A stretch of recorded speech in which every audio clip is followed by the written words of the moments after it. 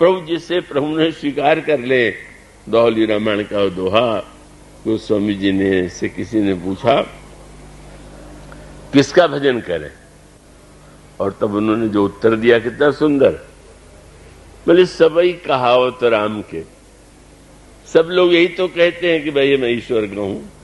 सबई कहावत राम के और सबई राम की आस।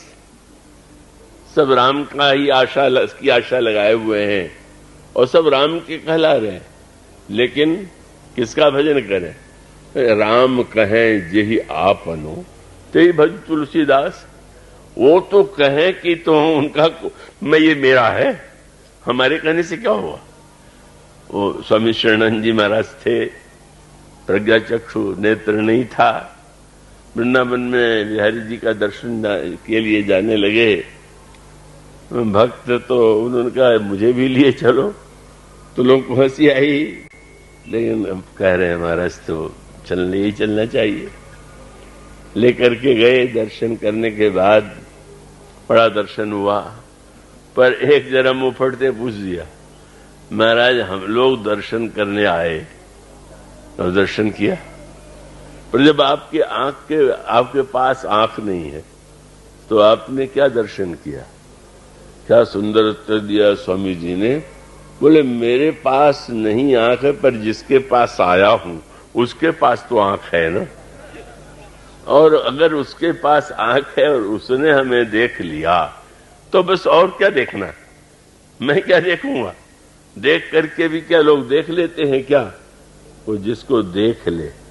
इसीलिए सार सर्वस्व भगवान ने यही कहा कि वस्तुतः जो सगुण उपासक है और वो बहुत विस्तृत संकेत है कि भाई निर्गुण निराकार ब्रह्म में तो उपास्य और उपासक का भेद ही नहीं, क्योंकि उसका अभिप्राय यह है कि जब सोते हैं तो ही ताही नहीं भेदा, बार बीचे व गावहि वेदा। तो वहां पर न उपास्य कोई रह गया न उपासक रह गया।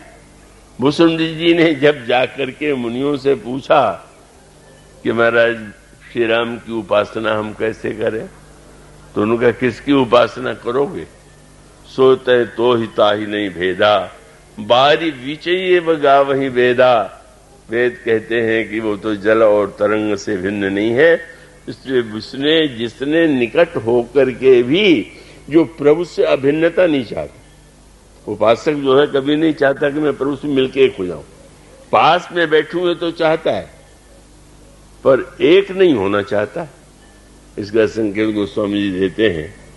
महाराज दशरथ लंका के युद्ध के बाद प्रभु को क्यों देखने आ गए, और फिर ये जब लिखा गया कि दशरथ जी वहां से स्वर्ग गए, तो किसी ने कहा ये कैसी अनोखी बात। ये लिखना चाहिए न कि दशरथ जी मुक्त हो गए, श्री राम के धाम में गए, आपका स्वर्ग गए। तो गोस्वामी जी ने कहा कि ना, सगुन उपासक मोक्ष न लेही, तिनकह राम भगत निज देहि। वो दूरी बनाए रहना चाहते हैं, थोड़ी बहुत दूरी हो तो अच्छा नहीं, और एक में मिल जाए तो भी फिर उस उपासना का आनंद नहीं आया। और उपासना का आनंद तभी है कि जब हम उनके पास तो बैठ गए।